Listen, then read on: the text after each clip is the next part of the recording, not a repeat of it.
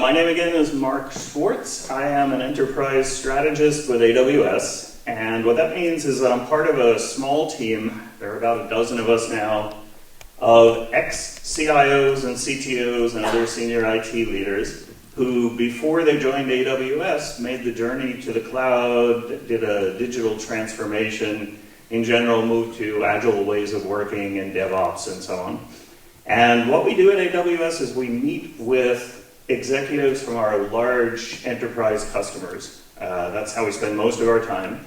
And we also speak at conferences and we write books and articles.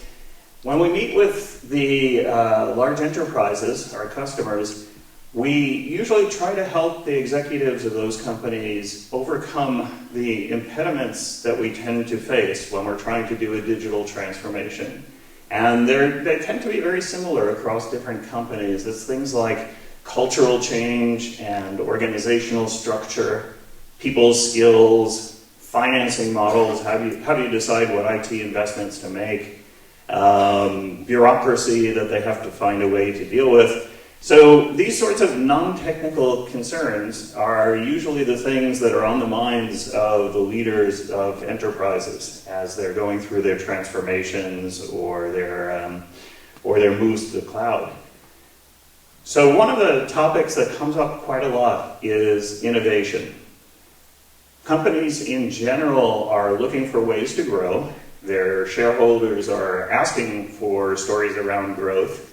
And they realize that they need to find new lines of business or new product features or new ways to drive their growth and drive their top lines. So I talk to them often about innovation. And it's an interesting conversation because we're used to thinking of innovation as a problem of having more good ideas, right? That's usually the way that we frame this question. We say, how can we get our company to have more good ideas and be innovative and invent the next greatest thing? What I want to try to say today is that's not really the issue. That there are probably really good ideas floating around your organization already. The question is, how can you surface them and get them out for testing in the market? So first I want to set a little context for this discussion about innovation. And the context, I think we're all familiar with where the digital world is going now. It's a time of disruption. It's a time of rapid change. So one way to look at it is if you look at the S&P 500 index in the States or other indexes around the world, the companies that used to be at the top are falling out of the top at a very rapid pace. So while in 1964, companies tended to stay in those leadership positions in their markets for about 33 years, the number by 2016 had come down to 24 years or so, and it's projected that by 2027 it'll be as low as 12 years. So this means that when a company becomes a leader, has one of those leadership positions, is one of the biggest companies in the world, they last in that position for a much shorter time. Now, why is that happening? Well, one reason is disruption from new companies that are entering the industries. Another reason is changes in consumer behavior, changes in consumer preferences. Sometimes even all it takes is just a tweet from somebody in the enterprise or outside it that changes whether consumers like them or not, right? There are changes in politics, there are changes in geopolitical situations, there's Brexit, and there's trade wars between the US and China. All sorts of things are happening. It's a period of quite rapid change and growth. I mentioned before disruptors entering industries. What's happening is new startups can enter industries with very low barriers to entry. It doesn't cost much to start competing in an industry, partly because of the cloud and a variety of other reasons. But not only are new companies entering industries and causing change there, but in many ways they're completely redefining what the industries are. So there used to be something you could think of as a hotel industry, But then Airbnb appeared, and now what do you have? It's a completely different looking industry. Or taxis, and with the rise of ride-sharing companies like Lyft, suddenly there isn't really a taxi industry per se anymore. There's this local transportation industry perhaps. So the disruption that we're seeing is not just in new competitors entering, but actually in a redefinition of industries. A lot of it is possible because of the cloud. AWS makes it possible for new companies to get to market very quickly with products, and especially to be able to scale once they see some success. So barriers to entry are much lower because you only pay for what you consume in the cloud, and that means that while you're starting and you're still at a small scale, you're spending very little on your infrastructure, as opposed to the old days when you had to, buy your own fixed infrastructure. And then as you scale up, the cloud makes it possible to scale neatly and continue to deliver a high level of service. So we have companies like Pinterest that appear out of nowhere and scale themselves up to 200 million users, 2 billion boards created by their customers. So the startups are able to both start quickly and easily and also scale once they find their source of revenue. So, sorry, something magic is happening here. There we go. So what we're seeing is this rapid change in the digital world combined with uncertainty. It's very hard to project what the market's going to look like in a few years, combined with complexity and close interrelationships between a lot of factors in the markets. Rapid change, complexity, uncertainty. When you put those things together, it sounds like a very risky environment to do business in. At least that's everybody's first impression when they think about it. But the truth is that risk, complexity, uncertainty, and rapid change could be bad for you, or it could be an opportunity for you. So change, every time there's a change, depending on how you respond to that change, it could lead to hazards for your organization, or it could lead to an opportunity to create a new market, to advance ahead of competitors, and so on. And that's true of just about every change that happens. So what really determines whether something becomes an opportunity for you or a hazard for you? Well, it's your ability to respond to that change. It's your agility, is one word for it, flexibility, nimbleness. There are lots of words for it, but what it's really about is when you sense a change in your environment, are you able to quickly innovate and address that change in a way that turns it into an opportunity? So this is the driver for why innovation has become so important to large enterprises. And interestingly, if you're a large enterprise, innovation is something that feels difficult. It's funny because most large enterprises are large because once they innovated, right? They created some product or a set of products that did very well in the market. They scaled up. Now they've become large. But the challenge for them is that they've geared themselves towards what they do today or what they've done in the past. And that means in order to innovate and go in a different direction now, they're going to have to undo some of what they did in the past.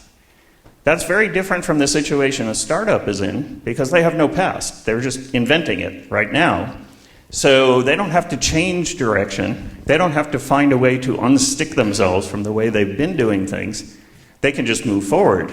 But a large enterprise necessarily has made itself good at doing something and now has to change that to do something different. And it's made itself good at doing that thing, which means that it has hired people with the skills to do whatever it's been doing. It has created a culture, an enterprise culture that's very suited to doing whatever it's doing now. So on the one hand, enterprises have innovation in their DNA. They got where they are because of innovation. But on the other hand, they have this challenge of reversing what they've spent so much effort building. So that's the context, I think, for innovation in the enterprise. What they've done in the past, the way they've set themselves up, their processes, their people skills, and so many other things act to constrain them when they're trying to innovate and move in new directions. This is typically what we find when we work with enterprise executives, is now they have, well, they don't have the people skills they're going to need to move forward. They don't have the culture they're going to need to move forward. They're constrained by the way they've done things in the past. They've created bureaucracy and rules and organizational structures and so many things for the past, and all of those act as constraints on them as they're moving forward. Then you add to that the various compliance frameworks that they have to comply with and security that they have to deal with. They've essentially, drawn a sort of box around themselves where they have constraints in every direction they look, but yet they're trying to change and transform. That's the situation our customers find themselves in. So I know a lot about being in a constrained enterprise because I did work for Homeland Security. I was the CIO at U.S. Citizenship and Immigration Services, which is actually a part of the Department of Homeland Security, one of 22 parts of the Department of Homeland Security. And so everything we tried to do in that organization was constrained by policies, formal policies that were in place that said we had to keep doing things the old ways. So our big enemy was something called MD 102, Management Directive 102. And Management Directive 102 said that every time we wanted to do an IT initiative, we had to write something like 104 documents, and we had to go through 13 gate reviews. There was a gate review to make sure that all the requirements had been written down. There was a gate review to make sure the high-level design had been completed, and one for the low-level design. And my favorite, there was a review to make sure it was okay to start testing the new system. So it was a brilliant piece of work that, if you think about the sort of classic waterfall way of running a project, well, essentially, Homeland Security policy said we had to do it that way, and we had to do it in the extreme. We had to have 13 phases, essentially. And the documents that we had to create, the 104 documents, these weren't, one-page documents. These were these long things, some of them 100 pages or so. One of them, just one of those documents, something called the Analysis of Alternatives. It always took more than 18 months to write. 18 months was the absolute shortest that anybody had ever done an analysis of alternatives in. So the result was predictable. Our IT initiatives took years, 5 years, 10 years. Generally, we're not successful at what they set out to do. And I'm going to come back in a couple of minutes and tell you a little bit more about one of them. But our average release cycle time was about 18 months. And so that, you might think government doesn't really need to move fast. What I said before about disruption and all of that doesn't apply to government. That's what I thought when I entered the government. I mean, we were U.S. immigration, right? So we didn't exactly have competitors. I guess if you weren't happy with our service, you could decide to move to Canada instead or something like that. But and we didn't really feel competitive pressure. But it turned out that we should have felt some pressure to be able to move quickly, because one day I was watching the news on television, and President Obama came on the news, and he announced DACA, his signature immigration change, right? Deferred action for childhood arrivals. This was his big thing. And he announced that it was going to be rolled out in 60 days. And this was actually the first I had heard of it, was watching the news on television. He hadn't asked me if it was possible, right? And it turned out that we were going to have to change something like 25 legacy systems and do that in 60 days. Which obviously, if your cycle time for making a new release is 18 months, it's a problem to do 25 of them in 60 days. So we realized that with immigration being such a political issue, we were going to have to respond to these kinds of things very often. Every time there was a terrorist incident, all of a sudden there was a bunch of stuff that we had to do really quickly, and the speed at which we could respond might be important in saving lives. So we realized that we had to do something about this long 18-month cycle. And eventually, over the course of time, as we did our transformation, we were able to squeeze that down into about 3 releases a day instead of 1 every 18 months. And we did that by moving to the cloud, we did that by moving to a DevOps practice, and a lot of other changes. And I'll talk a little bit about them in a couple of minutes. But this is a constrained environment, and what we had to do is find a way to open things up so that when a change occurred, when the president suddenly announced a new immigration initiative, that we would be able to innovate and create new ways of solving whatever it was that he was posing for us, and do it fast, and do it repeatably, let's say. So that was our challenge. Every enterprise is different, has a different competitive environment, but this is the typical story because in the digital world, things can move very quickly, so they're expected to move very quickly. At AWS, we like to think of this in these terms. We talk about high-frequency enterprises and low-frequency enterprises, and a spectrum between the two. A low-frequency enterprise is an enterprise that assumes that change is an exception. It's unusual. Change happens only occasionally, big changes. So when the changes occur, they're big. A low-frequency organization sets itself up to do changes only periodically, and does them with a lot of planning and thinking through and doing changes in big change sets that completely change the way they do business. That's kind of the low-frequency way of thinking. A high-frequency organization, on the other hand, is rapidly finishing things, giving them to people to use, changing business models, changing business processes. In fact, a high-frequency organization is thinking of change as something that's normal. You're constantly changing because you're in a market that's constantly changing. You're in a political situation that's constantly changing. You're serving customers who are constantly changing. So they optimize for change and do small amounts of change on frequent cycles.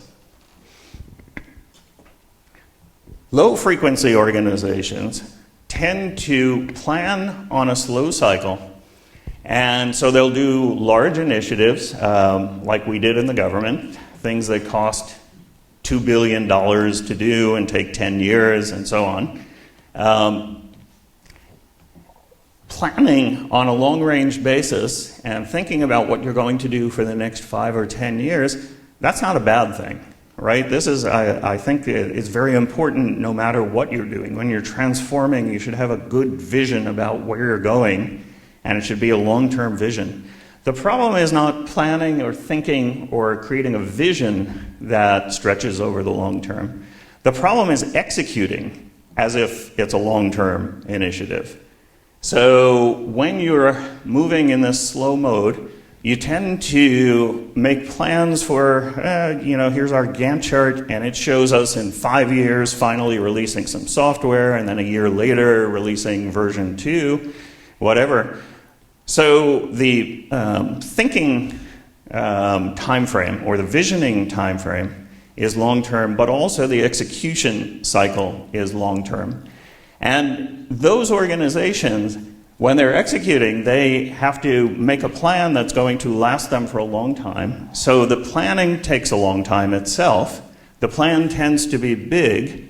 The plan gets bigger and bigger because the time frame is so long that you've probably seen this in an IT project where you ask a bunch of business stakeholders, what are your requirements? What do you need in this new system? And because they know that it's going to take so long to build the new system, and they're not going to get a chance to do anything else, for 5 years or 10 years, they have to think of all the things that they're going to need for 5 or 10 years. And so the requirements get bigger and bigger and bigger. It's kind of a snowball effect.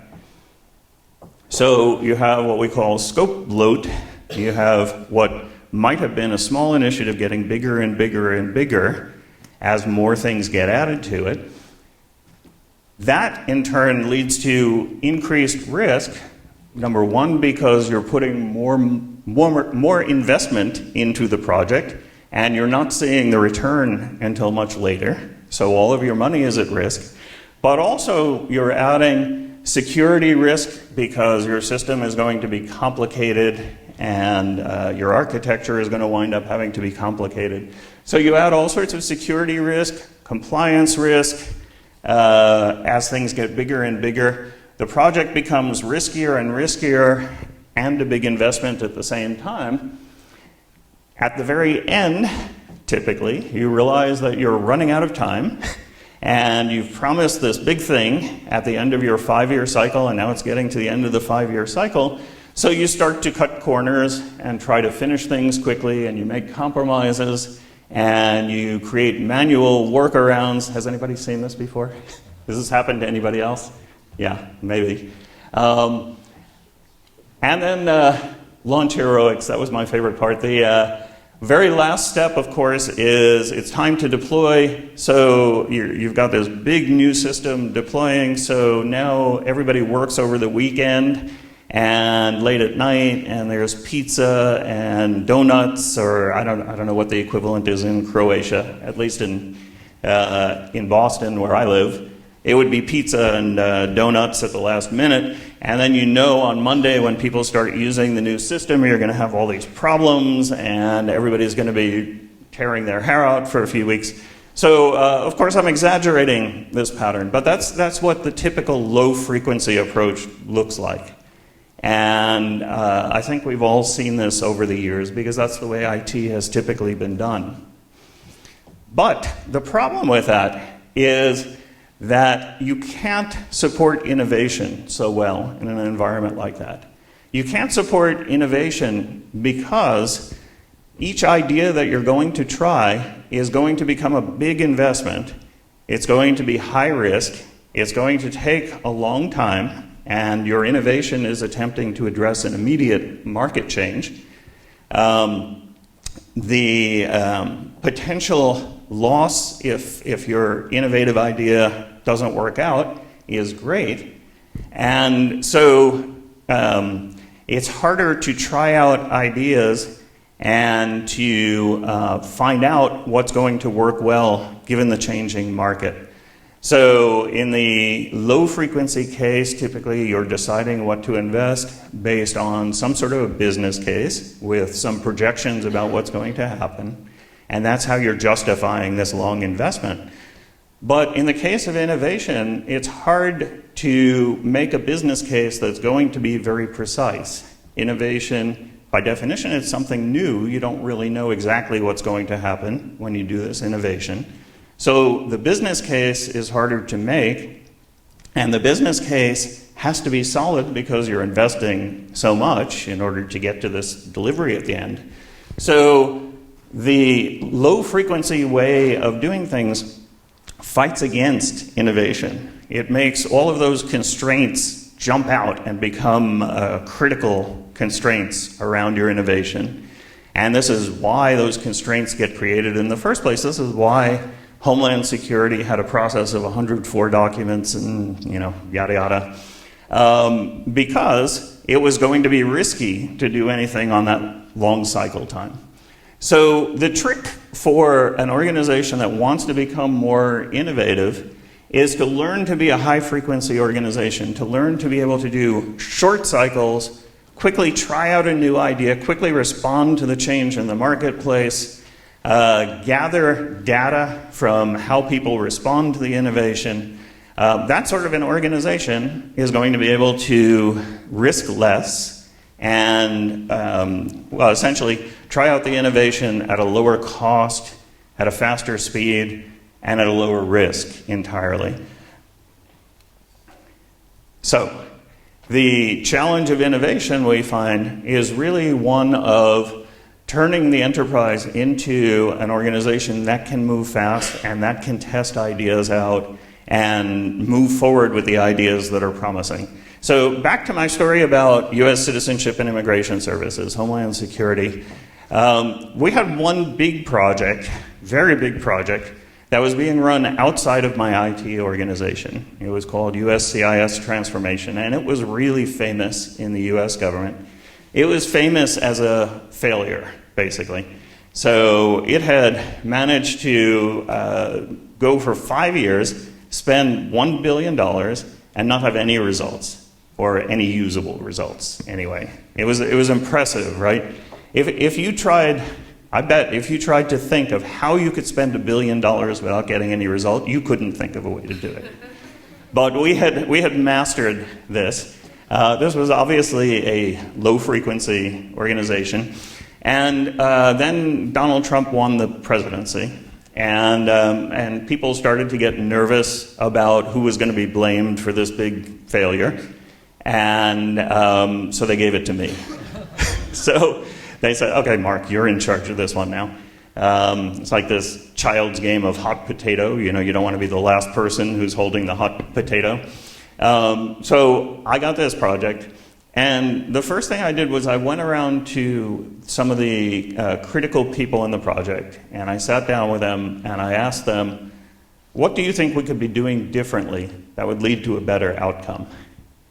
And amazingly, each of these people, as I sat down with them, they had so many great ideas about how we could be doing it differently. One of them said, you know, we're just automating a paper process. We're just taking what we're doing on paper and doing exactly the same thing electronically. If instead we thought creatively about it, we would do X, Y, and Z, and that would be a much better result. So he had this bunch of innovative ideas about how we could be rethinking the project and taking it in a different direction. Somebody else I sat down with said, you know, we're not really listening to the people who are going to be using the system. If we were listening to them, what they really need is this, this, and this, and we could build on that and create these great things for them if we just listened to them. And she gave me a whole bunch of great new innovative ideas. So, of course, I asked the obvious question, which is, you guys are actually running this project and you have all these great ideas. Why aren't you doing them? And the answer was, well, do you know how hard it is to get a new idea approved? We have to, you know, if you remember our process, we have to write the 104 documents and whatever. We have to update them with our great new ideas. We have to get a bunch of people to sign off on them. For any new idea, there are about 20 people who can say no to the idea. And by the way, Mark, you're one of them. I said, yeah, okay, good point.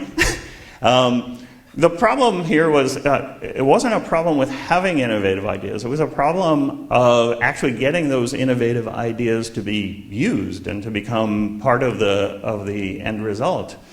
And I was implicated. So I did a lot of soul searching, a lot of thinking about how I tried to manage innovation. And what I realized is, I don't know how many of you are managers of other people, but when we become managers of other people, we have learned a particular way of acting when one of our employees comes to us with a new idea. And it goes sort of like this. You know, the employee comes and says, I have this great new idea, blah, blah, blah. And what do I say then? I say, yeah, but have you thought about this? And have you thought about this other thing? And did you talk to this person? Did you talk to this other person? You know, what if this doesn't work? Basically, we hit them with all the negatives almost immediately. And we do that because we're managers, you know. We're experts, and we know what can go wrong. Really, we do it because we're afraid of risk, and we see our jobs as being preventing the organization from taking too much risk. And we're experts. We know so many things that can go wrong. So we tend to start from no, essentially, when a new idea comes up. And I realized that this was what was really blocking innovation. The problem wasn't having new ideas, because people always have new ideas, especially people who deal with customers tend to have new ideas. People who are frustrated in some way as they're doing their job, they tend to have innovative ideas about how to improve the process. There are innovative ideas floating around every organization, at least every organization I've seen. The problem is that those ideas get shot down very quickly. So what's the alternative? Because we can deliver quickly, because we can be a high-frequency organization, we can actually give ideas some breathing room. We can allow them to be tested. When an employee comes to me with a new idea now, what I can do is I can say, let's work together to figure out how we could test your idea at low scale, low risk, low cost, quickly. What's the experiment we can do that will tell us whether your idea is a good idea? And let's agree on what success would look like. And then go ahead and run the experiment and let's see. Maybe I'm wrong. Maybe I think this is a terrible idea, but actually it's a good idea. With that way of working, the employee is liberated to be innovative. And the job of the manager then is to coach the employee in how to do experiments, how to take advantage of the speed we can move at now that we have the cloud and we have DevOps and we have microservices and all these other wonderful things that allow us to move quickly. And that is the way that you encourage innovation. So with that as background, I want to talk a little bit about how the cloud helps you do the things I just said. How AWS helps you become a high-frequency organization. And I think there are 4 key ways that AWS does that. The first is it allows for this rapid experimentation cycle. And I'll be drilling down into each of these, but it allows you to quickly try experiments and to try all sorts of different experiments in areas that you might not have been able to before. It also gives you a way to access capabilities that you wouldn't have had access to before. So, for example, machine learning is something that in the past you could only do if you had PhDs on your staff who were experts in machine learning and you had very fast, high-powered processing capabilities and so on. So with the cloud, as I'm going to explain in a minute, you can get access to a lot of these things that in the past would have been outside of your circle of constraints. The third area is I think the cloud helps you focus on doing those innovations so that the task of the IT organization now becomes trying and creating innovations rather than spending a lot of time on other things that are less innovative or less important to the business success of the enterprise. And then finally, when you're using this method of innovating, when you're trying out a lot of ideas and seeing which ones are actually going to lead to the best results, once you find that idea that actually works, you then have to scale the idea. The idea of investing in a portfolio of possibilities requires that when you find the right possibility, you then double down on it. You then invest in a big way. So let me take each of these areas one by one. The first is rapid experimentation. And I think our CEO, Andy Jassy, puts it very well. The invention requires both the ability to try experiments and not have to deal with the calamity that can be caused by failed experiments. So what he's talking about really is risk, and the point is that you can innovate much more freely if you can reduce the risk of trying out those innovations, and that's what really gets that flow of innovations moving. So in the past, it was hard to try a lot of experiments because you had to invest upfront in infrastructure to do the experiment with. You had to wait while that infrastructure got set up. And you had to deal with the consequences, expensive consequences, of an experiment not working out well. So the cloud can help in each of these areas. We actually moved at USCIS. We realized that it was taking us, just to set up infrastructure to run tests on a system, it took us 9 months. Now government is a little crazy, right? But 9 months because we had to do a tender, we had to get bidders and go through the whole tendering process, we had to order equipment, we had to rack and stack it in the data center. All of these things. With the cloud, we could do it in just a minute or two. So I think this example is fascinating. This is 3M, the manufacturer, one of our AWS customers. And what they did was they knew that there were these new technologies that were probably going to have big implications for them. Things like machine learning and Internet of Things, IoT. But they didn't know exactly how these were going to impact their business. And so what they did was they set up a 3-day hackathon. They brought in 600 of their employees to participate in this hackathon. In the hackathon, they tried 70 new ideas. And of those 70 ideas, they found a subset that they thought were worth investing in at bigger scale. So this is exactly what we mean by the high-frequency enterprise. They created a portfolio of possibilities for themselves by unleashing the creativity of their employees. And then they used speed. They used this ability to try out an idea at low risk and low cost as a way to select among those possibilities and decide what to invest in. Agiro, really interesting organization. It's a little hard to explain what they do because I never really suspected that there was a company that did this kind of thing. But they are the company that organizes response when there's a vehicle accident on the roads. And you need to get emergency vehicles to where the accident is. And they actually were able to, with the cloud, try out some new ideas and create a system that essentially predicted where accidents were going to happen, at least in the aggregate, and to have vehicles available to respond to them quickly based on those projections.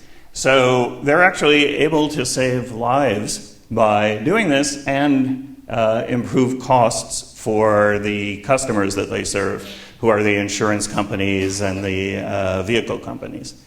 So Agiro, experimenting in a new space with the idea that, hey, there's probably a way we can use this to have a powerful impact on our business. Second area that I think the cloud helps in is what we call democratization of capabilities. So in the example I gave before, artificial intelligence, machine learning, in order to do this in the past, in order to use machine learning, you had to develop machine learning models, and for that you needed experts in machine learning, often PhDs. You were competing in the labor market with others who were also looking for the same people. When you bought the set of tools that you were going to use to create your own products, you were then limited to that particular set of tools. So the challenge was you had once again created a box for yourself. You either had the skills or didn't have the skills. You either had the tools or didn't have the tools. But whatever you had was going to constrain you in how you could innovate. But at AWS, what we've tried to do is democratize these capabilities. We have somewhere over 165 different services that we offer in not only machine learning, but IoT, analytics, databases, security, virtual reality, augmented reality. All of these available through a simple API. They can be very quickly incorporated into any application that you're building, or even just experimented with, because it's pay as you go, and you can do a quick proof of concept, a quick trial, and then decide what's going to work. And so that's once again, the high frequency way of approaching innovation. Machine learning in particular, we thought about how we could actually make it available to organizations that don't have those, that army of PhD graduates who are experts in machine learning. And what we realized is really there are three different situations an enterprise can be in with respect to machine learning. We created a set of tools that involves pre-trained models. In other words, we've already trained the machine learning. And those tools can do things like recognize images, can understand natural languages, can predict based on data from the past, can do forecasting. So we've created these pre-trained models so that enterprises with basically no skills in artificial intelligence can already be taking advantage of them. Then there are enterprises who have developers who are skilled developers but not necessarily experts in machine learning. And they want to build their own models for machine learning. They're good developers, but again, they don't necessarily have that expertise of the army of PhDs. So we offer tools like Amazon SageMaker that they can use to create machine learning models and take them from the development and training process through actual execution and implementation and production. And excuse me. And then we have enterprise customers who do have the army of PhDs and do really have the skills for doing very sophisticated things in machine learning. So we provide them with the infrastructure that they need and the fundamental tools that they can use as experts in order to be able to develop new machine learning capabilities. So we think of this as democratization. We try to make the capabilities available to every enterprise, regardless of their sophistication when it comes to machine learning. So companies across all sorts of industries, companies small, companies large, have all been able to use this tool set in order to find ways to take advantage of machine learning and artificial intelligence to get business results. For an example, Ryanair both uses machine learning for their portal for customer interaction, where they're able to do personalization using AWS tools and create a better customer experience, but they also use it to identify surges in demand and to be able to respond to them quickly. C-SPAN, this is a news television channel in the US, and so they cover political events. They have tons of video footage of politicians doing things, and now they have this big library archive of these video clips, but before they were only able to index some of those video clips and be able to find them easily again. What they've done now with machine learning, with our image recognition, is they can catalog everything that's in their archive based on what politicians appear in the video footage in each case. So now they can search and they can find things out of this big archive of video. GE Healthcare has created a platform that supports machine learning that is used by healthcare practitioners, that takes input from 500,000 or so individual medical devices and sets up a data collection and analysis tool platform that the healthcare providers can use. So to my third point on how the cloud helps with innovation, helps one become a high-frequency enterprise, with the cloud, the IT organization, the technical organization, and actually everybody in the enterprise can focus on what's really important, focus on innovation, and stop focusing on the basic nuts and bolts of running a technical platform. So companies that are making good use of the cloud are able to shift people from doing the day-to-day work of just keeping infrastructure running and focus them more on what's going to make the company successful in the future and what's going on in the market around them and how they're able to respond to it. So this is a fun example. The royal wedding in the UK, and Sky TV wanted to find new ways to create value for their viewers.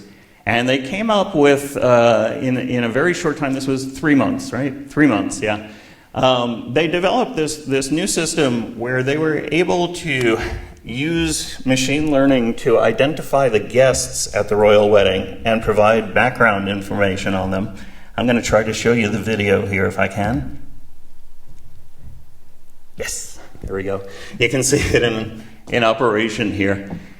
So as the guests arrive, the image recognition is identifying who each guest is, and then it's bringing up more information about the guest and their relationship to the royal family. And so with the ability to use these new technologies, use them quickly, and innovate new ways of adding value for their users, they were able to act in this high-frequency way, where in just 3 months they were able to take this idea for an innovation and turn it into something that they were actually able to roll out to their customers. Netflix, video streaming, globally, they actually take up a phenomenal amount of the internet's bandwidth because streaming is so popular around the world. They built from the ground up their platform on AWS. So that brings me to my last point, which is the ability to scale a good idea once you've found it. So the high frequency model is you try a number of different innovations, you figure out which ones are going to be effective, and then you invest big. And that's how you respond to the rapidly changing market and turn these changes into opportunities for yourself. So AWS has 22 regions globally, 69 availability zones, a huge network that covers the entire globe, and the ability, when you're creating cloud-native applications, to scale quickly and only pay for what you use. So you can right-size your infrastructure depending on the scale that you're currently operating at, and then as you need to grow, the cloud can grow with you. And that's what makes possible this doubling down, essentially, on the ideas that are working. So another favorite example of mine, this is McDonald's. McDonald's at some point realized that the world was going mobile. They had a global market to serve, and they wanted to find the way to take advantage of the fact, or actually address the fact, that their customers were using mobile devices. They came up with this idea for a home delivery service, Mac Delivery, and within 4 months, using the cloud, using AWS, they were able to launch a mobile application for home delivery globally, even tailored to the different markets that they serve. So again, this is seizing that market opportunity by reacting very quickly to it. Fortnite, the game, 125 million users, I believe. And the interesting thing about this game is that it's free to play. They make their money from selling things within the game.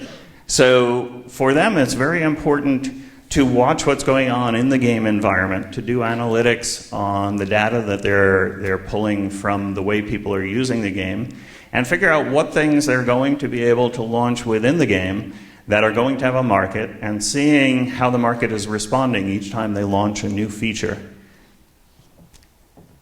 And then for my final example, UNICEF, global organization, global charitable organization, and what they wanted to do is keep front and center in people's minds the plight of children around the world.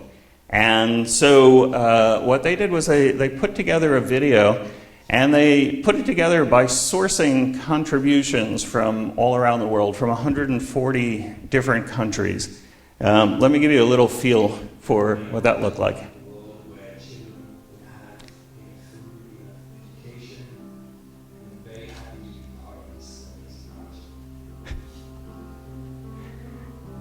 So they got people all around the world to sing Imagine by John Lennon, and then by collecting it through the cloud from the 140 different countries that they were able to source material from,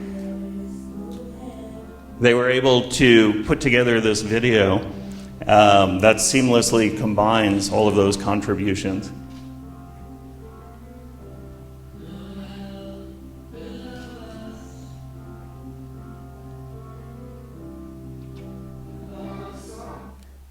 All right, that gives you a feel for it.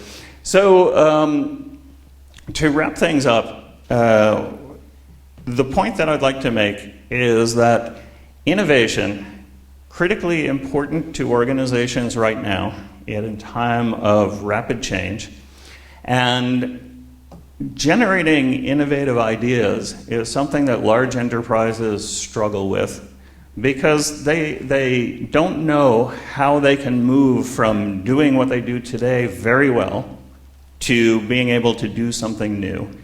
And often they frame the problem in what I think is a misleading way. They say, how can we get our employees to have more good ideas? You know, how can we get the idea flow going? But the problem really is not that. Employees have good ideas. They have good ideas because they're feeling pain, or they're feeling customers' pain, or because they're doing something every day. They're coming to work and they're always thinking creatively. So the ideas are there.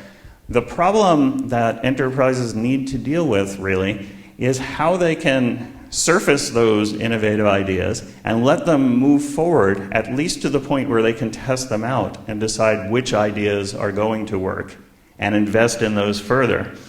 And the key to doing that is to shift the way that the enterprise thinks from this long cycle time. You know, we're going to do occasional changes, occasional big projects. We're going to move at this low frequency. They have to shift from that to a mode where they treat change as a normal thing and innovation as a part of what they do every day, and start trying out ideas, investigating them quickly, and determining which ones are likely to be successful. The way that they have to do that is they have to learn to move quickly and get ideas to market. And that's where the cloud comes in. The cloud gives them the ability to run experiments very quickly, the ability to direct resources to those experiments rather than to the other things that they've had to do in the past, access to the tools they can use to try out new approaches, machine learning, IoT, analytics, virtual reality, and then the ability to, once they've selected the things that are going to be successful for the business, then the ability to scale those things quickly and take advantage of that market opportunity that has presented itself. So that's why we say innovation is about becoming a high-frequency enterprise. And innovation is something that anyone can do because everyone is already innovative.